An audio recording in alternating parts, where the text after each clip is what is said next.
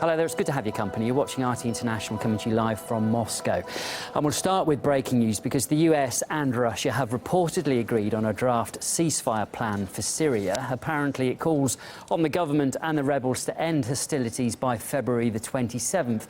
The ceasefire will not apply to Islamic State, Al-Nusra Front or other terrorists. Both Russia and the US will continue their airstrikes against these groups. Well, the news of the deal does follow a full day of talks between Russia's Foreign Minister and the US Secretary of State on the peace plan for Syria. A phone call between the Russian and the US presidents is also expected later today to finalise the agreement. Well, we can bring in now Philip Giraldi, a former CIA officer and political analyst. Good evening to you. Thanks for coming on to the programme.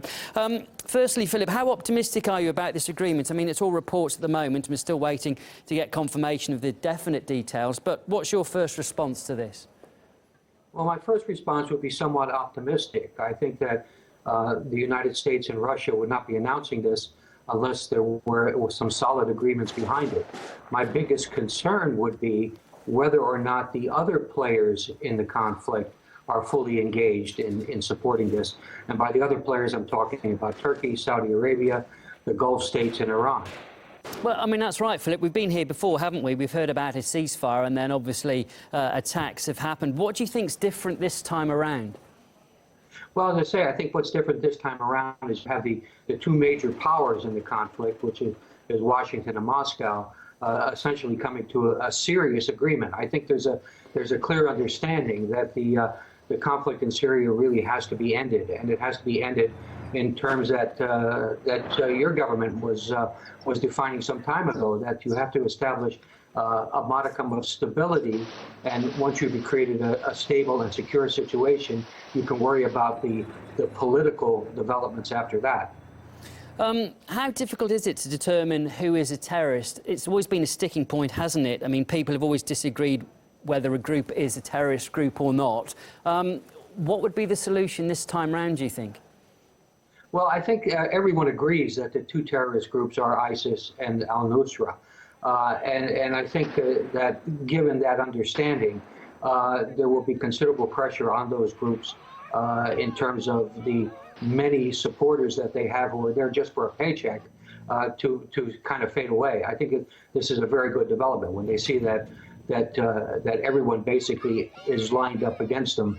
This will be a motivation for many of them to leave. Sure, but aren't there groups also there that Russia considers terrorists, but of course others would consider as part of the Syrian opposition? Yeah, that's true, but obviously if the U.S. and Russia have come to an agreement, the status of those groups must have been under discussion. We'll probably find out a lot more in terms of the details in the next 24 hours or so. OK. Philip, look, thanks very much for giving us your thoughts on this. That was Philip Giraldi, a former CIA officer and political analyst. Thank you. Thank you. Well, the news of the potential ceasefire deal does come just a day after one of the deadliest terrorist atrocities in Syria, killing over 100 people in the cities of Damascus and also Homs.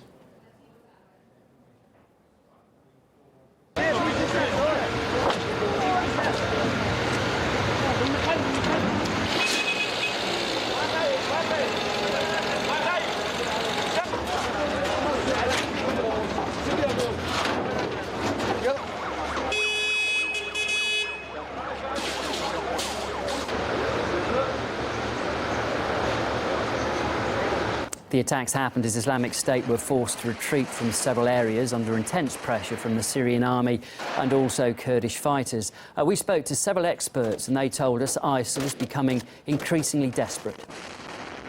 It's aimed at as disseminating chaos and panic, and therefore it's a desperate attempt, it seems to me, to sidetrack, to interrupt whatever progress has been made or can be made on the diplomatic front, especially between the United States and Russia, that this can be that the noose is sort of tightening around ISIL. If there is a combined front against them, they stand to lose. The Islamic State feels under grave threat because what's being threatened are ultimately the supply lines from Daesh across into Turkey, which means the export of oil and the import-export of weapons and fighters and the like. It shows that there are plenty of Daesh people left behind in these areas which have come under greater Syrian government control over the last 6 months or so.